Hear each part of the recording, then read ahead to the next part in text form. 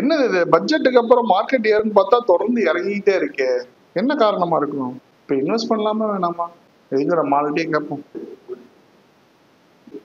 Brother brother நீங்க பேசுறதெல்லாம் கேட்டேன். பட்ஜெட்க்கு அப்புறமா மார்க்கெட் கீழே இறங்குது, என்ன காரணம் தான் யோசிச்சுக்கிறீங்க? எஸ், அதுக்கு முக்கியமான சில காரணங்கள் இருக்கு, ஒவ்வொன்றா சொல்றேன். சில தெரிஞ்சுக்கிட்டு அதுக்கப்புறமா நீங்க இப்ப இன்வெஸ்ட் பண்ணலாமா வேணாமா அப்படிங்கிறத முடிவு பண்ணுங்க. கண்டிப்பா அதுதான் வேணும். எஸ். ஸோ முக்கியமா பட்ஜெட்க்கு அப்புறம் மார்க்கெட் இறங்குனதுக்கு உண்டான காரணத்துல முதல் பாயிண்ட், ட்ரம்ப் வந்து யூஎஸ் பிரசிடென்ட் ஆயிட்டாரு. அவர் பதவியேற்றதுக்கு அப்புறமா அந்த டேரிஃப்ல வந்து சில குளறுபடிகள் நடந்துச்சு, எல்லாருக்குமே தெரியும். அதனால கொஞ்சம் முன்ன இறங்கிட்டு இருக்கிறதுக்கு வாய்ப்பு இருக்கான்னு தெரியாது. இன்னும் ஒரு தெளிவான வரி வந்து எந்தெந்த நாடுக்கு என்னன்னு தெரியல.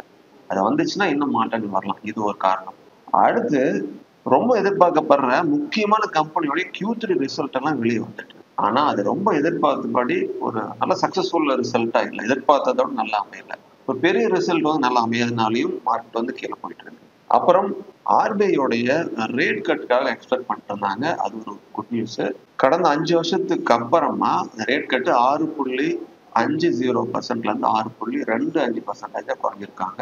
இதனால வரும் நாட்களுக்கு சாதகமா இருக்குதான்னு பார்க்கலாம். ரொம்ப முக்கியமா இப்பதான் வந்து ஒரு வாரம் பக்கம் ஆயிருக்கு, கிட்டத்தட்ட ஒரு 10 நாள் பக்கம் ஆயிருக்கு. ஸோ பட்ஜெட் வந்து வெளியாகி, அதனால இதுலயே நம்ம முடிவு பண்ணிடக்கூடாது, இன்னும் ஒரு நாட்கள் வெயிட் பண்ணி ஆகணும். வெயிட் பண்றதெல்லாம் இருக்கட்டும், இப்ப இன்வெஸ்ட் பண்ணலாமா வேணாமா? ஆக்சுவலா லாங் டேர்ம்னா நம்ம எந்த சமயம் வேணாலும் இன்வெஸ்ட் பண்ணலாம். ஸோ லாங் டேர்ம்ல நம்ம எதை எடுத்தாலும் அது நல்லதா தான் இருக்கும். நீங்க கம்பெனியோடைய அதோடைய ஃபண்டமெண்டல் செக் பண்ணிட்டு நீங்க முடிவு பண்றது நல்லது. பட் இப்ப இறங்குறதுக்குள்ள காரணங்கள் மட்டும் நான் சொல்றேன். லாங் டேர்முக்கு நீங்க எந்த கம்பெனி வாங்குறீங்களோ அதை பொறுத்து தான் முடிவு பண்ணணும். இன்னும் முக்கியமா FI வந்து இன்னும் தொடர்ந்து செல் பண்ணிட்டு தான் இருக்காங்க, இன்னும் பை பண்ண ஆரம்பிக்கும், அதுவும் ஒரு காரணிகளாக இருக்கு.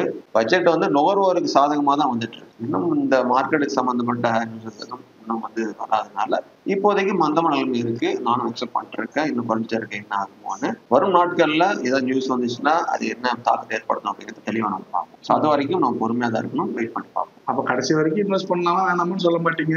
சரி, வெயிட் பண்றேன்.